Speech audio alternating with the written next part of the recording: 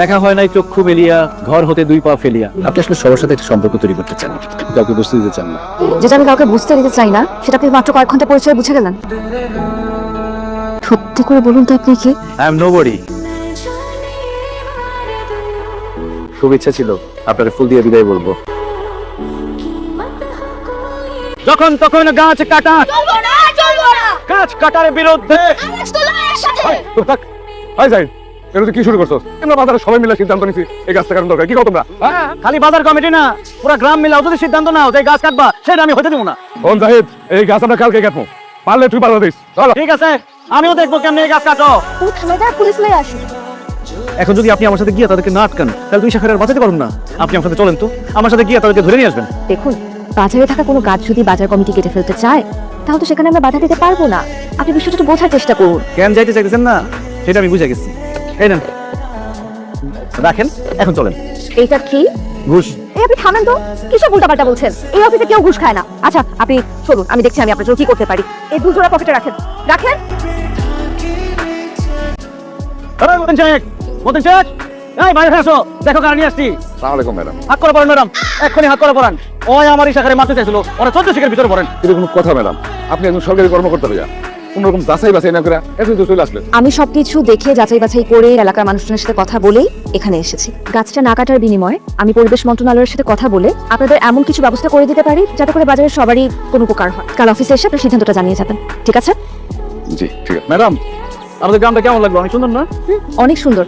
তবে বারবার madam madam বলে তো এই সৌন্দর্যটা উপভোগ করা যায় না। মনে হয় কলিগের সাথে ডিউটিতে বের হয়েছি। কি বলেন ম্যাডাম? আপনি একজন সরকারি অফিসার, আপনার ম্যাডাম বলবো না কি বলবো? আমার নাম মোনা চৌধুরী, আপনি আমাকে মোনা বলে ডাকতে পারেন। আমি তো জানি সরকারি অফিসারদের স্যার ম্যাডাম না বলে তারা রাগ করে। সেটা হতে পারে অন্যদের ক্ষেত্রে, আমার ক্ষেত্রে ব্যাপারটা উল্টো। আপনি আসলে সবার সাথে একটা সম্পর্ক তৈরি করতে চান, একটা পরিবার, আর এই জন্য আপনার অফিসের পিয়নে আপনাকে আবা বলে ডাকে। আর এই সত্যটা কাউকে বুঝতে দিতে চান না। যেটা আমি কাউকে বুঝতে দিতে চাই না, সেটা আপনি মাত্র কয়েক ঘন্টা পরিচয় বুঝে গেলেন। এই যে আপনি আমার উপর রেগে যেতেছেন, তার মানে আমার কথা যে সত্যি, এটা কিন্তু প্রমাণিত হয়। নিজের থেকে পালাই বেড়ানো কিন্তু বুদ্ধিমানের কাজ। চলুন। এলান, থ্যাংক ইউ। আপনাদের এলাকাটা যত দেখছি ততই মুগ্ধ হচ্ছি। আমার আসলে সেভাবে কখনো গ্রাম ঘুরে দেখা হয়নি। দেখা হয় নাই চক্ষু মেলিয়া, ঘর হতে দুই পা ফেলিয়া। একটি ধানের শীষের উপরে একটি শিশির বিন্দু। পারফেক্ট, আমার জন্য একদম পারফেক্ট একটা কবিতা। এই গ্রামে কি সব গাছেরই আপনার দেয়া নাম আছে? কিছু গাছের আছে, আর বাকিদেরকে যখন যে নামে খুশি সেই নামে ডাকি।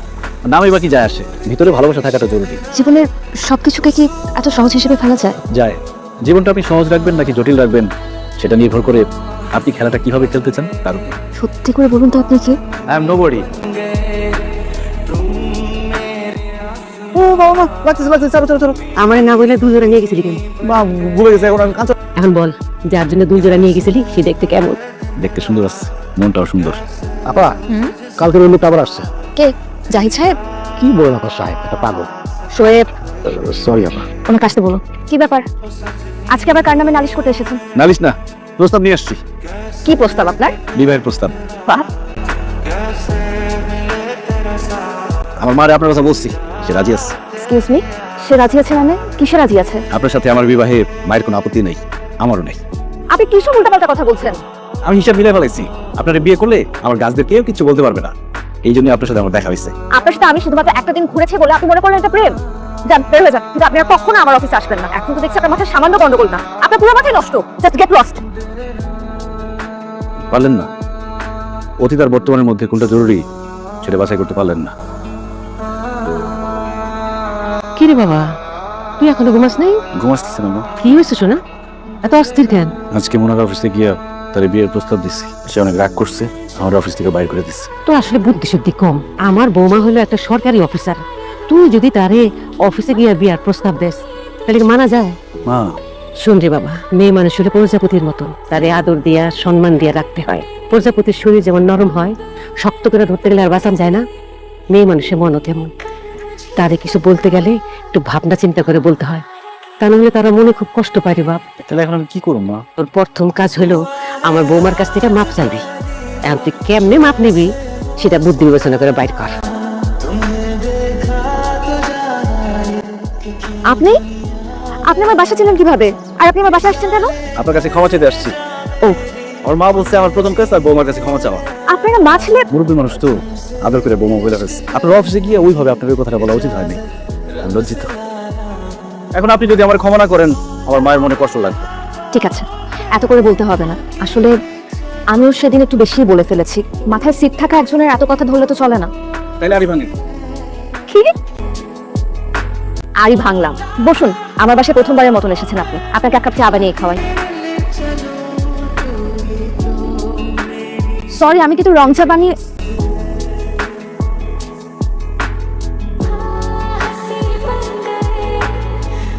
জাহিদ, জাহিদ বাড়িতে আছেন? কে? আসসালামু আলাইকুম। ওয়ালাইকুম আসসালাম। আপনি মোনা? জি, আপনি? আমি জাহিদের নানি হই। জাহিদ কি বাড়িতে নেই? না, ও বাড়িতে নাই। তবে আপনি যে আসবেন ওইটা আমার বলে গেছে। ওনাকে এখন কোথায় পাওয়া যাবে বলতে পারেন? সে কোথায় আছে সে তো বললো এইটা আপনার জানা আছে। আচ্ছা ঠিক আছে, আমি আজ আসি। আসছেন? আমি জানতাম আমার কোথায় পাওয়া যাবে আপনি ঠিকই বুঝে ফেলবেন। কি করে জানতেন? নারীর কাছ থেকে সব জেনে আসছেন। আমি যে আসলেই পাগল এটা বুঝতে পারছেন? আপনি তো মনের ভেতরে অনেক খবরই জেনে যান। আপনার মনের ভেতরে একটা অন্ধকার আছে, সেখানে গিয়ে আর কিছু দেখা যায় না। এখন কেন আসছেন সেটা আমি জানি। কেন? আপনার ট্রান্সফার হচ্ছে ঢাকায়, অতি দ্রুত চলে যাবেন, সেটা জানাতে আসছেন। তবে শুধু সেটা জানাতে না, আপনাকে এটা ফেরত দিতে এসেছি। দুলজোড়া আপনার কাছেই থাকুক। কিন্তু আমি তো পাগল, পাগলের কাছে এসব জিনিস অপ্রয়োজনীয়। আপনি অনেক ভালো মনের একজন মানুষ, ধরে নেন এই দুলজোড়া আমার পক্ষ থেকে আপনার জন্য উপহার। যেদিন অতীতের অন্ধকার ছেড়ে সামনে আগাইতে পারবেন, মনের মতো কাউকে খুঁজে পাবেন, সেই দিনে দুলজোড়া পড়লেন। আমি কি আপনাকে একটা প্রশ্ন করতে পারি? আমি সবকিছু কিভাবে জানা যাই? হ্যাঁ।